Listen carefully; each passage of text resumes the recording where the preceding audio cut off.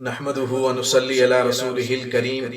اما بعد فاعوذ بالله من الشيطان الرجيم بسم الله الرحمن الرحيم والذي جاء بالصدق وصدق به اولئك هم المتقون وقال النبي صلى الله عليه وسلم لو كنت متخذا خليلا لاتخذت ابا بکر خليلا۔ میرے محترم دوستو، جیسا کہ آپ کو معلوم ہے کہ 22 جمادی الثانی امیر المؤمنین خلیفہ بلا فصل پاسدار خلافت تاجدار امامت جانشین پیغمبر مجاہد ختم نبوت سیدنا ابو بکر صدیق رضی اللہ تعالی عنہ کی وفات کا دن ہے۔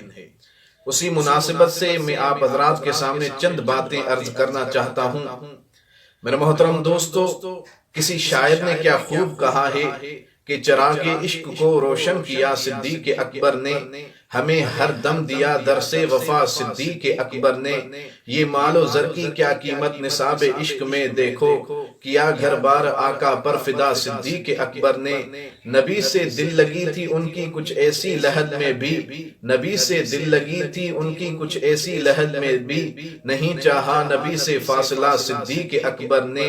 خدا کی راہ میں قربان کر کے زندگی اپنی، علم اسلام کا اونچا کیا صدیق اکبر نے۔ میرے محترم دوستو، اسلام لانے سے پہلے جناب ابو بکر صدیق رضی اللہ تعالی عنہ کا نام عبد الکعبہ تھا، اور اسلام لانے کے بعد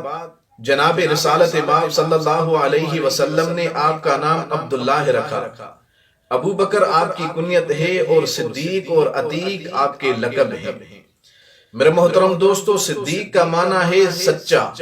اور صدیق اکبر کا معنی ہے سب سے بڑا سچا، یعنی رسالت مآب صلی اللہ علیہ وسلم کی امت میں سب سے بڑا سچا، سب سے زیادہ سچا اگر کوئی ہے تو دنیا اسے صدیق اکبر کے نام سے یاد کرتی ہے۔ میرے محترم دوستو، صدیق اکبر وہ شخصیت ہیں جو علماء فرماتے ہیں جب رسالت مآب صلی اللہ علیہ وسلم نے سرزمین مکہ پر ادیان باطل کا انکار کرتے ہوئے اللہ رب العزت کی وحدانیت کو بلند کیا، نبوت کا اعلان کیا، تو سب مکہ والوں نے حضور علیہ السلام کو جھٹلا دیا۔ وہ جو ماضی میں صادق اور امین کے لقب دیا کرتے تھے، وہ اب ساحل اور مجنوں اور جادوگر کہنے لگے، وہ جانی دشمن بن گئے۔ ایک ابو بکر ہی تھا جس نے بغیر دلیل کے آپ علیہ السلام کی تصدیق کی اور آپ علیہ السلام پر ایمان لے آئے، یہ ہیں ابو بکر۔ میرے محترم دوستو، آپ کو معلوم ہے کہ جناب ابو بکر صدیق رضی اللہ تعالی عنہ کا صدیق لقب کیوں پڑا؟ میرے محترم دوستو، جب رسالت مآب صلی اللہ علیہ وسلم معراج پر تشریف لے گئے اور واپسی میں معراج کا اظہار مکہ والوں سے کیا، تو سب مکہ والوں نے کہا کہ یہ ممکن نہیں ہو سکتا کہ ایک بندہ رات کے بعد حصے میں بیت المقدس سے ساتوں آسمان، پھر عرش معلی، جنت اور جہنم کا معائنہ کر کے پھر اسی رات کے بعد حصے میں واپس آئے۔ اس بات کو عقل نہیں مانتی، یہ بات ممکن نہیں ہو سکتی۔ چنانچہ مکہ کے بڑے بڑے سردار بالخصوص ابو جہل نے دیکھا کہ یہ ابو بکر ہی ہیں جو مکہ میں حضور علیہ السلام کے گن گاتے ہیں، کیوں نہ یہ بات ان کے آگے پیش کر کے حضور علیہ السلام سے بدظن کر کے ان دونوں کو جدا کیا جائے۔ چنانچہ ابو جہل جناب ابو بکر صدیق رضی اللہ تعالی عنہ کے پاس آتے ہیں اور کہتے ہیں کہ اے ابو بکر، اگر کوئی کہے کہ میں رات کے بعد حصے میں بیت المقدس سے ساتوں آسمان، پھر عرش معلی، پھر جنت اور جہنم کا معائنہ کر کے پھر اسی رات کے بعد حصے میں واپس آیا ہوں، کیا اس بات کو عقل مانتی ہے؟ کیا یہ بات قابل یقین ہے؟ تو جناب ابو بکر صدیق نے فرمایا کہ آپ کو کس نے کہا ہے؟ تو ابو جہل نے کہا آپ اس بات کو چھوڑ دیجئے، آپ یہ بتائیں کہ یہ ممکن ہو سکتا ہے؟ تو جناب ابو بکر صدیق نے پھر کہا کہ یہ بات کس نے کہی ہے؟ تو ابو جہل نے کہا آپ کا دوست محمد یوں کہہ رہا ہے۔ تو جناب ابو بکر صدیق رضی اللہ تعالی عنہ نے فرمایا اگرچہ یہ بات ممکن نہیں ہو سکتی، اگرچہ اس بات کو عقل نہیں مانتی، لیکن حضور علیہ السلام نے کہا ہے تو سچ ہی کہا ہوگا۔